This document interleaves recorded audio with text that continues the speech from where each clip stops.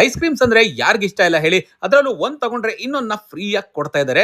ಇವ್ರ ಹತ್ರ ಸಿಗೋ death by chocolate, fruit base Sundays ಎಲ್ಲ ಕ್ರೇಜಿ ಆಗಿರುತ್ತೆ ಗುರು. ಅಷ್ಟೇ ಅಲ್ಲದೆ ಅಪ್ಪಿತಪ್ಪಿ ಮಂಗಳವಾರ ಹೊತ್ತು ಈ ಜಾಗಕ್ಕೆ ವಿಸಿಟ್ ಮಾಡ್ಬಿಡಿ, ಯಾಕಂದ್ರೆ ಮತ್ತೆ ವಾಪಸ್ ಬರಕ್ಕೆ ಮನ್ಸ್ ಬರಲ್ಲ. ಯಾವ್ದಪ್ಪ ಈ ಜಾಗ ಅಂದ್ರೆ ಆರ್ಟಿಕ್ ಐಸ್ ಕ್ರೀಮ್ಸ್ ಅಂದ್ಬಿಟ್ಟು ರಾಜರಾಜೇಶ್ವರಿ ನಗರಲ್ಲಿ ಲೊಕೇಟ್ ಆಗಿದೆ. ಏನಪ್ಪ ವಿಷಯ ಅಂತ ನೋಡಿದ್ರೆ, ಮಂಗಳವಾರ ಹೊತ್ತು ನೀವು ಯಾವುದೇ ಒಂದು ಸ್ಕೂಪ್ ನ ತಗೊಂಡ್ರೆ, ಅದು ಪ್ರೀಮಿಯಂ ಆದ್ರೂ ಆಗಿರ್ಬೋದು ಅಥವಾ ನಾರ್ಮಲ್ ಆದ್ರೂ ಆಗಿರ್ಬೋದು, ಒಂದ್ ತಗೊಂಡ್ರೆ ಇನ್ನೊಂದನ್ನ ಕಂಪ್ಲೀಟ್ಲಿ ಫ್ರೀ ಆಗಿ ಕೊಡ್ತಾ ಇದ್ದಾರೆ. ನಾನಿಲ್ಲಿ ಬ್ಲೂಬೆರಿ ಮತ್ತೆ ಕಿವಿ ಫ್ರೂಟ್ ಟ್ರೈ ಮಾಡಿದೆ. ಬ್ಲೂಬೆರಿ ಸ್ಕೂಪ್ ಫ್ಲೇವರ್ ಅಂತೂ ಸಖತ್ ಪ್ರೀಮಿಯಂ ಆಗಿ ರಿಚ್ ಆಗಿ, ತಿನ್ನೋದಕ್ಕೆ ಟೇಸ್ಟ್ ಅಷ್ಟೇ ಸೂಪರ್ ಆಗಿತ್ತು.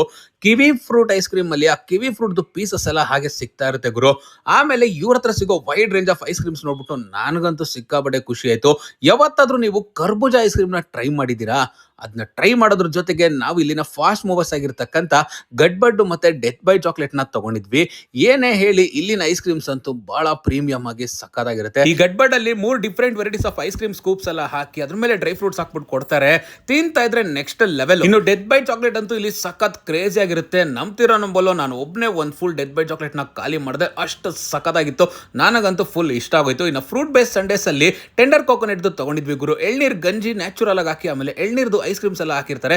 ತಿನ್ನೋದಕ್ಕಂತೂ ನೆಕ್ಸ್ಟ್ ಲೆವೆಲ್ ಆಗಿತ್ತು. ಹೈಲಿ ಸಜೆಸ್ಟ್ ಮಾಡ್ತೀನಿ. ಜಾಗ ನೆನಪಿದೆಯಲ್ಲ, ರಾಜರಾಜೇಶ್ವರಿ ನಗರಲ್ಲಿ ಇದ್ರೆ ಒಮ್ಮೆ ಮಿಸ್ ಮಾಡದೆ ವಿಸಿಟ್ ಮಾಡಿ.